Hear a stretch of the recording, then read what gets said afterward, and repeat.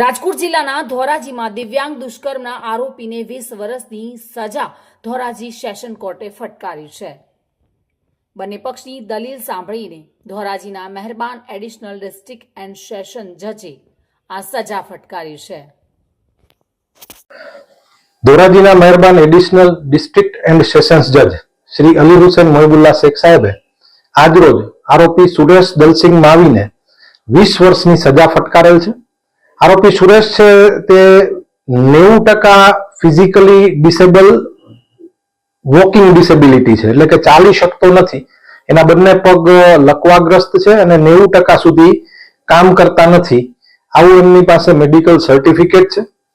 અને આવા બચાવ સાથે જ એમણે દુષ્કર્મમાં કેસમાં બચાવ લીધો હતો, પરંતુ જોવામાં આવે તો ભોગ બનનાર માત્ર 15 વર્ષની છે, આરોપી 28-29 વર્ષનો છે, એટલે એનાથી લગભગ ડબલ ઉંમરનો છે।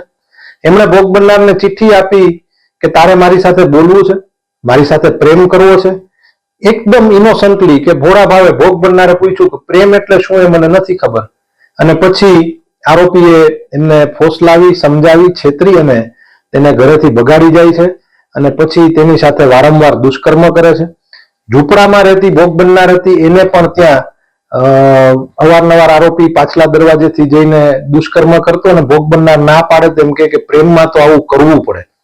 આવા બધા સંજોગોને ધ્યાને લઈ અને રજૂ થયેલા પુરાવા તથા જે તે વખતે ફરિયાદ પણ ભાયાવદર પીઆઈ વીસી પરમાર રૂબરૂ નોંધાયેલી અને આગળ તપાસ પણ એમણે કરીને ચાર્જશીટ કરેલું હતું।